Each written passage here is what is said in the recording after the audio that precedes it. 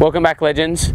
I'm here at Fletcher Park in Perth, and today I'm going to talk about running between the wickets, your mindset with it, and also your technique of turning and running. Now, running between the wickets should be one of the most basic, simple things we do as batters, yet there are still so many run-outs in the game which shows that people aren't doing it as well as they should be.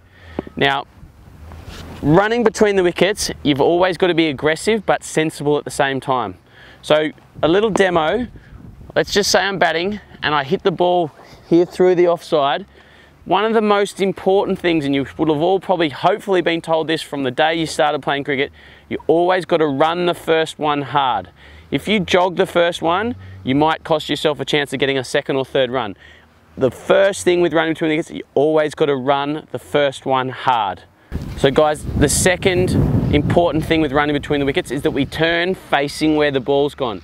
So in the example I just gave, I hit a ball through the covers. So up at that end, I'm now at the bowler's end and I'm turning, and I'm wanting to have the bat in my left hand so that I can see where the ball is. If I've got the bat in my right hand and I'm turning facing this way, I can't see where the ball is, and it's just a fundamental basic thing. You want to be able to see where the ball is so you can make your call, make your decision if you're going to take another run. So now when we're turning, it's important that we get a really good, efficient turn. Otherwise, we cost ourselves a chance of getting more runs.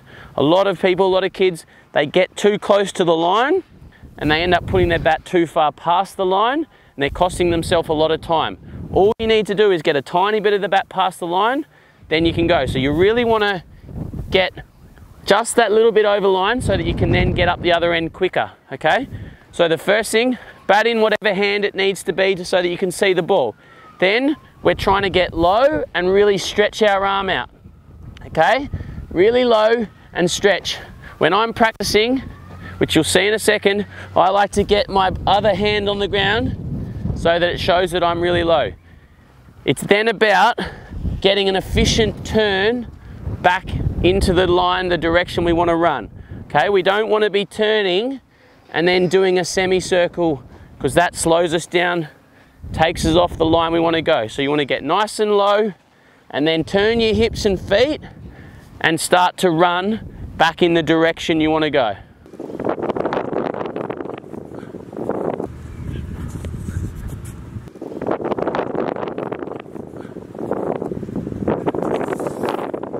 So guys, finally, we've spoken about your mindset and running the first one hard. We've spoken about turning. It's really important your calling is really good and clear. Simply, we want to keep it as simple as possible. There's 3 calls you should say: yes, no, and wait. Now, everything else can get confusing. So a nice loud yes if you want to run, a nice loud no if you don't want to run, and I recommend you put your hand up as well so that often it's windy and you can't hear, but if you've got your hand up, your partner should be able to see that you don't want to run.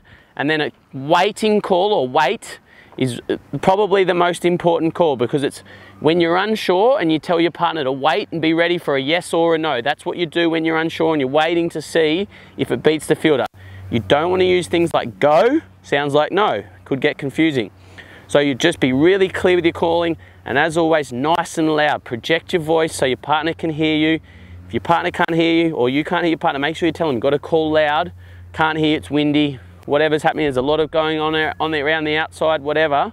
Yes, no, wait, nice, clear, loud calls. So guys, hope you've enjoyed this video about running between the wickets.